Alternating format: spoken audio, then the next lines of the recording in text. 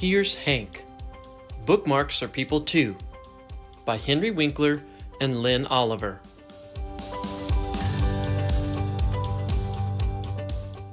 Chapter 4. Frankie and I stayed at the Crunchy Pickle for over an hour, eating our sandwiches and working on our lines.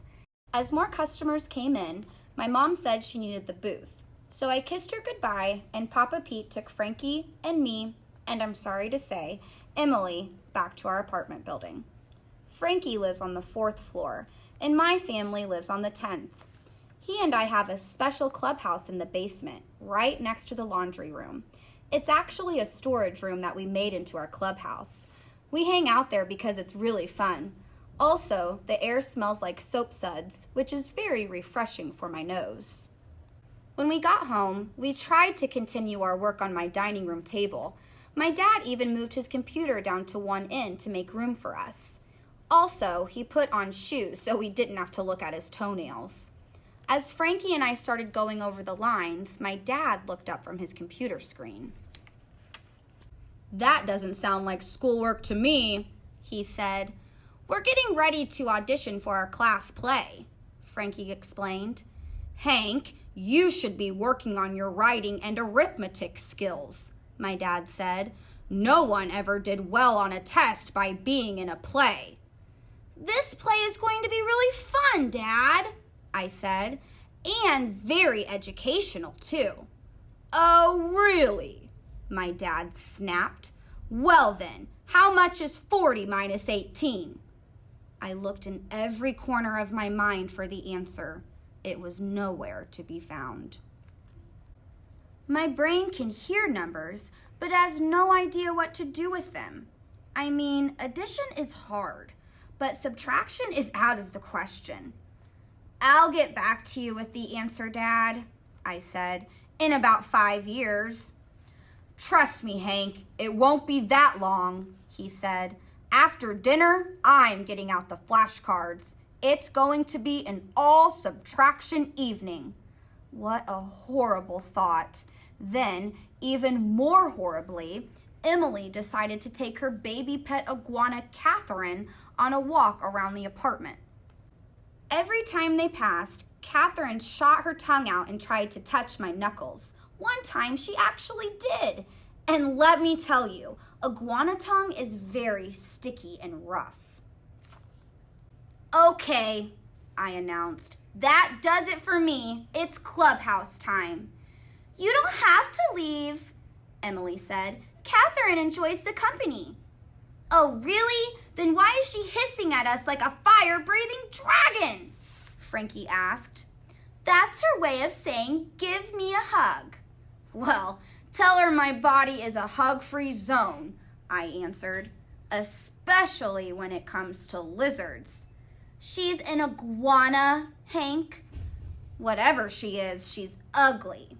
With that, a super loud hiss flew out of Catherine's throat.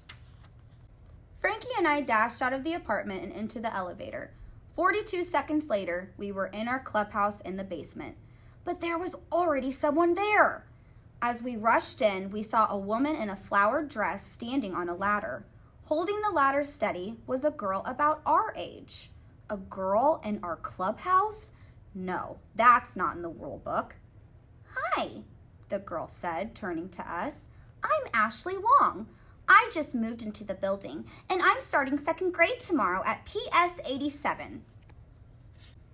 "We're 2nd graders too," Frankie said. "Look at that! We've almost got a whole class in here," I added. Ashley cracked up at that. "You're funny," she said. "Hank's a riot," Frankie said. "He keeps everyone laughing. We call it the Zipser attitude." "Are you looking for something, Mrs. Wong?" I asked the woman in the flowered dress, who I guessed was Ashley's mother. Frankie and I know everything in here. "Mrs. Park keeps her dog's raincoats in the box in the corner," Frankie said. "And Mrs. Fink keeps her gently used bathrobes in that big plastic container," I added. "Watch out if you go in there, though. You don't want to be digging around and suddenly find a set of her false teeth." Ashley covered her mouth to hold in a laugh. "We were putting away some boxes," Mrs. Wong said, climbing down from the ladder. Our family just moved into an apartment on the 7th floor and there isn't much closet space. We're finished now. Mom, can I stay down here with these guys? Ashley asked. Of course, honey. If it's all right with them, just be back by dinner time. Your grandmother is making wonton soup. So, what do you want to do? Ashley asked us. Frankie and I just stood there with our mouths hanging open. This was our clubhouse. No girls allowed. Actually, we have a lot of work to do down here, I said, trying to be polite. We have to memorize lines for Miss Flowers' class play. Auditions are on Monday. Miss Flowers! Ashley exclaimed. She's going to be my teacher too. If I learn the play now, think what a great head start I'll have. This is just so perfect. Without waiting to be asked, she flopped down on the old flowered couch, the one that Frankie and I always sit on.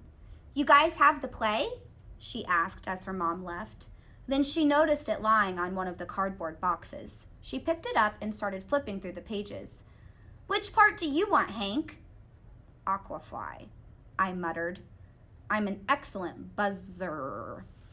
Ashley pushed her purple glasses back on her nose and laughed. You are such a crack-up, she said, holding up her hand for a high five. Thanks, I said. I have to admit, I was beginning to like Ashley, even if she was a girl. Check it out, guys, Ashley said, continuing to turn the pages. Unlike me, she seemed to be able to read at lightning speed. This part is totally me. The zombie from My Babysitter is a Zombie. I have a great zombie walk. She jumped to her feet and held her arms out in front of her body. Then she staggered around the clubhouse, bumping into dusty boxes, old lamps, and piles of clothes. Each time she hit something, she let out a long moan. All of a sudden, she turned to Frankie and me and pulled down on her eyes so you could see the icky red part inside.